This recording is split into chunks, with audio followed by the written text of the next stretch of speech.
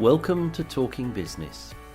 In this series of podcasts, I hope to give you some ideas based on over 40 years working for various organisations in industry.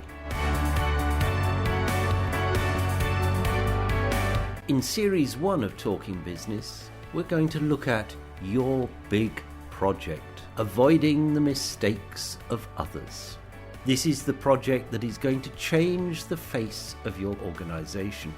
If you get it right, the new dawn will be so wonderful you will wonder how you ever managed before. But if, as many do, you get it wrong, then there will be pain and anguish for many, particularly those who've had nothing to do with the project, as people will look to them to be the scapegoats. Part 1. Should you do it? The A to Z of things that you need to ask yourself. A is for ability. Do you have the resources to properly carry out the project? Do you have the staff capable of delivering what you need? If you don't, then you need to think seriously about this project and how you can go about it. A is also for acquiescence. You have to ask the question, will your staff do what is right for the company, rather than trying to look for the easy option, which is probably doing what they do today. B is for best practice. How well do you understand the concept of best practice? Do you know what best practice is in your industry? Have you a best practice program in your company? Will the project that you're considering support and reinforce best practice? Because if it doesn't, forget it. Now we come to the C word, a word that a lot of people try and avoid, because C is for customer. Will your project improve your customer experience? If it doesn't, I really do suggest that you need to go away and reconsider your project.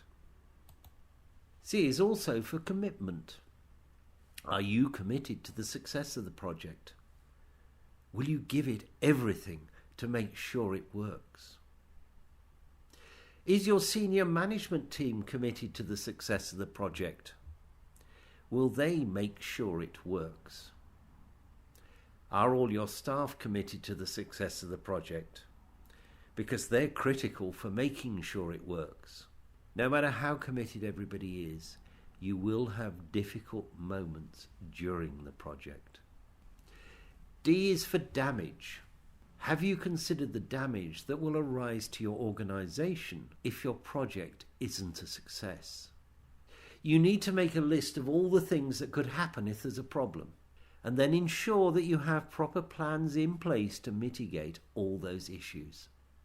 Bad projects have resulted in the loss of customers, the loss of sales, the loss of reputation, the sale of the company, and even closure. Do you want to join that list? E is for elasticity. How good are you at controlling scope creep?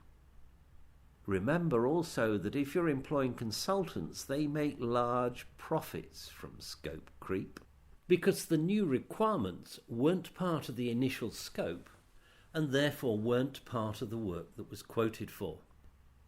F is for focus. Everybody from the top to the bottom of the company has to have a clear focus on the project and their role in ensuring its success. If they don't, you'll have problems. G is for grim. That's the outlook for your business if your project isn't a success. G is also for grin, the fixed false grin on your face, when you have to make announcements about the amazing project progress being delivered by a stunning team on time and under budget, even though the reality is the opposite. H is for harmonization. This is often used as an excuse for a costly project, because once we do this, we'll reduce the maintenance costs on our systems.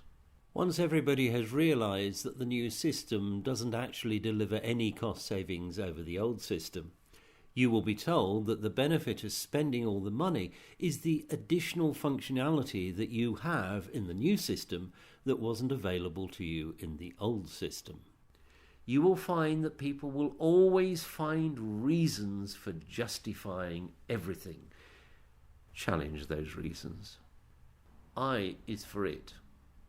It's essential to stop us getting caught by the XYZ bug. It's time we had a new system because this one's obsolete.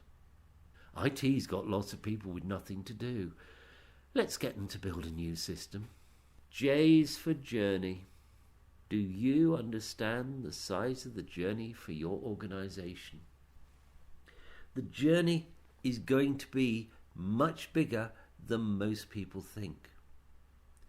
Do you have a map of the journey? A map of the journey will be delivered by having concise process maps of where you're going, what the new state is to be.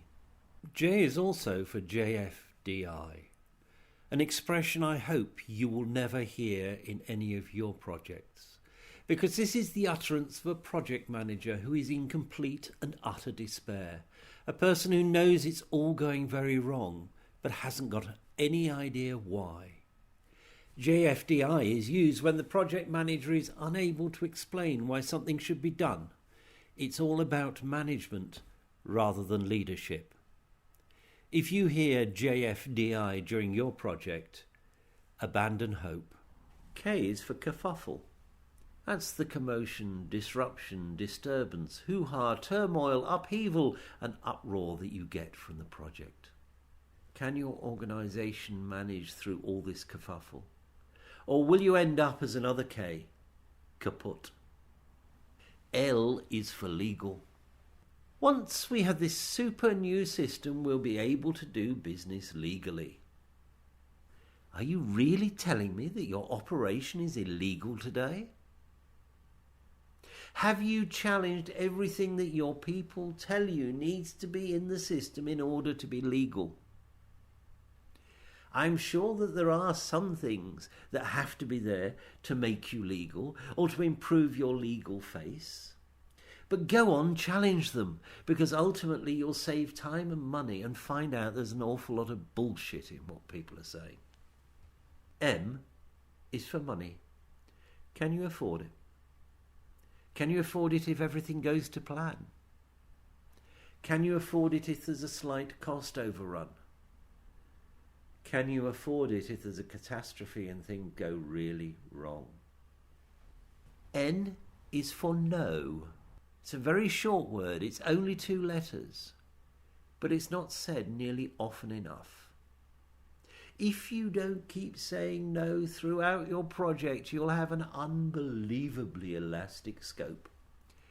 And possibly, you might get to the stage where you never complete the project. O is for overtime. A big project generates lots of it. Are your staff willing to work the long hours? O is also for ownership. Who owns the project? Those who own delivery of the project must be from your company. They are the only people who are going to be credible with the rest of your company, and they are there for the long term. So ask yourself, do they have street cred in the company? Are they respected by others? You need leaders, not managers, if you're to succeed. And if you don't know the difference between leaders and managers, then you shouldn't be running this project. P is for project partner. And I can assure you that cheapest is not the best. Ask them what experience they have. Also ask them for reference customers. Go to those reference customers, really check them out, because I can assure you that if you have the wrong partner, they will cost you a lot of money. I have seen brilliant partners, I've seen mediocre partners, I have seen the truly awful partners, and the wrong partner can kill your project. P is for project management. Okay, you've got some project managers coming in with a string of degrees, but how good are they in reality? Do they know your company? Do they know how to get things done? Can they motivate people? Are they leaders? Or do they just have a string of degrees? Q is for question. It's your organisation, therefore ask lots of questions and listen to any advice that you can get. Question everything that people want to add to the system. It's going to cost you more money, it's going to reduce your profits for a while. So you need to find out whether all these additional things are in the long term going to make your business more secure. R is for reliability. Out of interest, how reliable is your system today? How often does it fail? This new system that you're being offered, how much more reliable will it be? Let's be honest. S is for SAP. I'm not advertising the SAP brand, but this is an example of a frequently used solution that may or may not be suitable for your organisation. Whatever solution you choose, please listen carefully to those with experience of implementing it. I will repeat that. Whatever solution you choose, please listen carefully to those with experience of implementations. Some SAP implementations have brought companies to their knees, not because there's anything wrong with SAP, but because the company implementing the system ignored their advisors. They refused to change. They stuck their heads in the sand. They thought they knew better. You don't. S is also for statutory. This is another one rather like legal.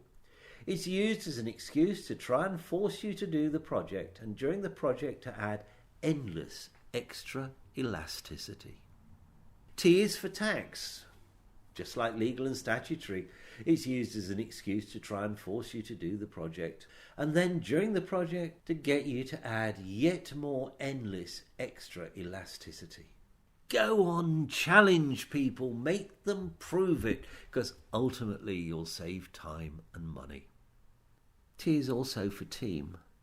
Probably up there with the customer as two of the most important things.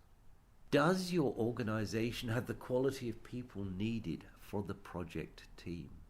Have they got the experience, the knowledge, the willingness? Are you willing to support the team through thick and thin? Will you give them the independence and authority to deliver what is needed? Not what people have today. T is also for training. Are you prepared to carry out all the training that will be needed in new processes, in new systems, and give an explanation of why this is all necessary, not just show people how to do keystrokes in system training. They really need to buy into it, so they need to know why they have to do it. U is for unique. Will your project make your company unique in the market? Will it enable you to offer something that your competitors can't offer? It may be a service. It may be the way you interface with your customers. It may be something that you can do to make people come to you rather than other people. V is for vanity. So many projects are vanity projects. They cost lots of money, they tie up the business, they're a distraction, there's no positive gain for you. However, of course, your competitors probably make hay whilst you're tied up in your project. Be honest. If this is a vanity project, kill it. Kill it now, before you end up spending lots of money on things you don't need or you're never going to achieve. W is for weariness. Make sure your team doesn't burn out. If it does, your project will take longer, cost more and deliver less. Be aware of weariness in your project team.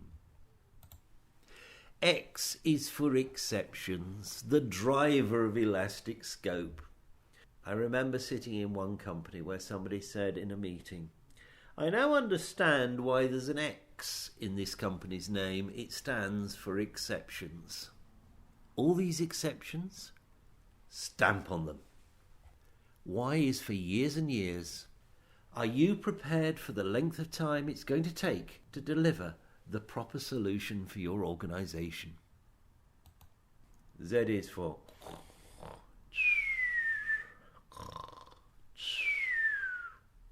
the rest that your team will need when it's all over. Talking Business is produced by the Mr. T Podcast Studio in association with SFRD Services Limited. Thank you for listening. The next episode will be in 2 weeks' time.